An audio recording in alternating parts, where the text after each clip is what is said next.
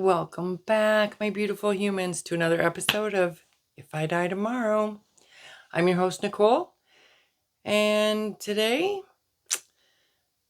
we're going to actually take a second and realize the power of pause.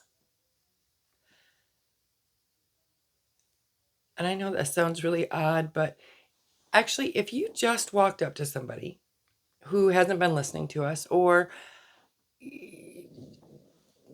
looks at life a little differently or is so focused on what's next, the power of pause can be life-changing. And asking this question on if I die tomorrow actually can make you stop and pause for a moment. A mental circuit breaker for us to stop and think. I mean, big questions like that just kind of flip the switch. See, there are crossroads of life. Yeah, I know. You know. The small or large moments that challenge our default settings and force us to consider a different path. And this is where I'm going with the power of the pause. Life is full of moments that make us stop in our tracks. It could be seeing an old photo, hearing a song from your past, or a conversation with a stranger that offers an unexpected perspective. These just aren't random. They are subtle nudges from the universe, urging us to actually reflect. Sometimes we don't want to reflect on some of the things in our lives, but maybe that's when we need it the most. They're a moment that hint at a gap between who we are and who we want to be. Too often, though, we actually just kind of rush past these moments because sometimes I think we're afraid to pause because of what it might actually allow into our head if we clear out all of the other noise. And I've talked to you before. There's lots of noise in this world. Lots. But we let the noise of daily life drown out these important pause moments. We get caught up in the familiar routine and tell ourselves we don't have time to think. We are so good at excuses. We've talked about that before, but we really are. We can come up with some doozies. Hands down, we have some great imagination for excuses. But if we can try and reel ourselves back in and take that pause moment and not let it slip away, it can transform a fleeting thought into meaningful insight.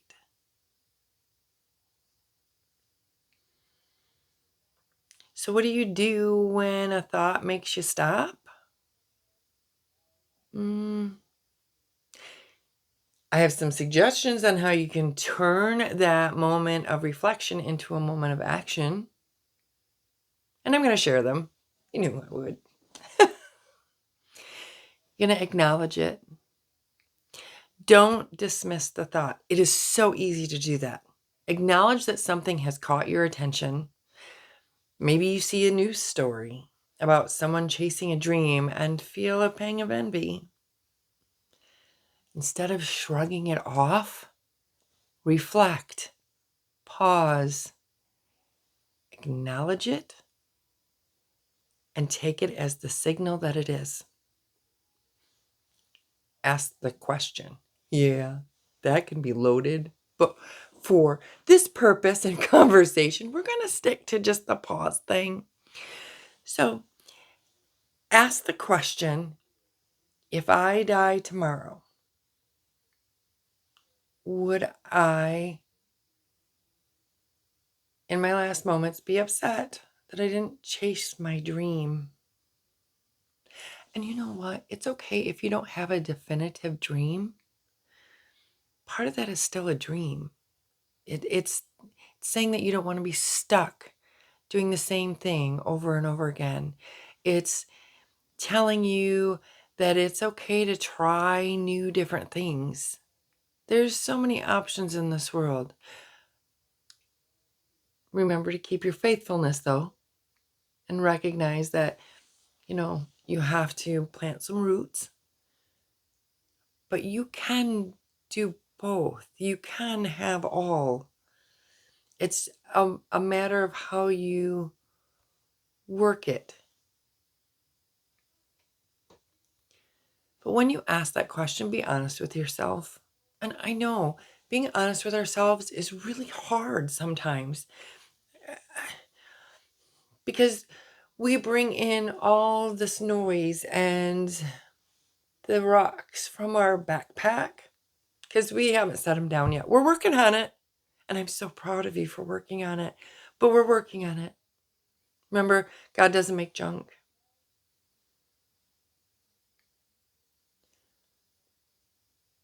But if you can try and take the judgment out when you ask the question, it gives you an answer and a direction.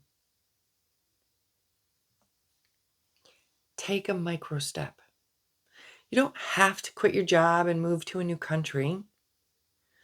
That's a huge leap. An exciting adventure. It is. But right now, the trick is to make a tiny manageable step. If your thought was about a creative project, spend just 5 minutes.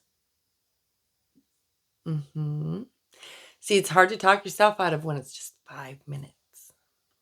But take that 5 minutes and outline an idea. And if it was about reconnecting with a loved one, send a quick text. Believe me, we've all gotten so much faster at typing on those phones. Even I have. When they first were coming out, our daughter was a teenager, and my husband, they all had the bigger keyboards. I did not. I had the flip phone where you had to, for the letter C, push the button a few times.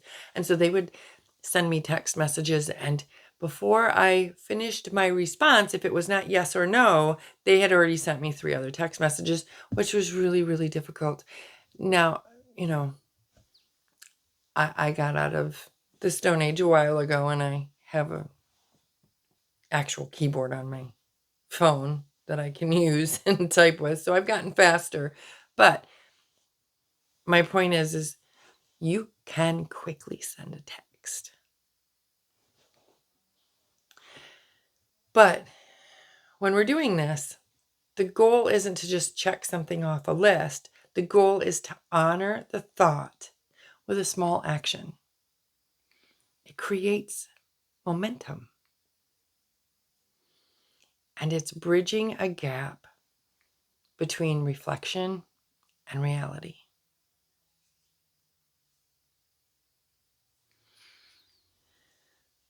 Now I'm going to bring up something that might make you feel a little uncomfortable because you're not ready to acknowledge it yet.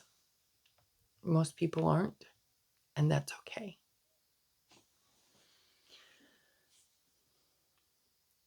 We all sometimes feel lost. And sometimes these moments can leave you feeling more confused than inspired. And that is a sign that you're at a crossroads. And it's a good thing. It means that you're open to change. The key is to not get bogged down by the pause moment and feel overwhelmed. The "if I die tomorrow" question isn't meant to cause panic. It's a filter. It helps you see what truly matters so that you can let go of the rest. Use it to help you focus on one thing at a time. Your goal is not to have all the answers. At the beginning of this, we talked about, we don't want all the answers. Sometimes that's what makes life fun. I know. Sometimes, um, but it's also one step in the right direction.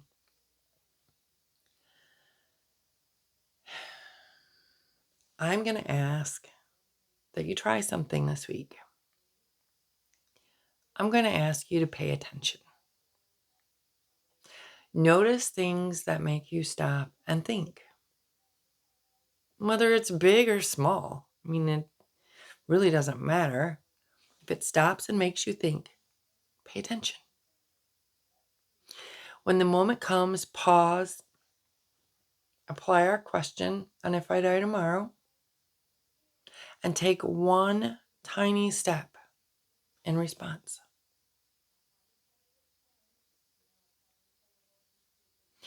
I hope that there's more pause moments than not.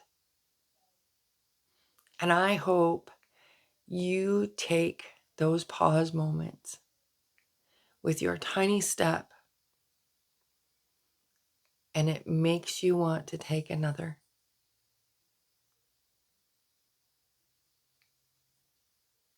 And as always, be kind, be grateful.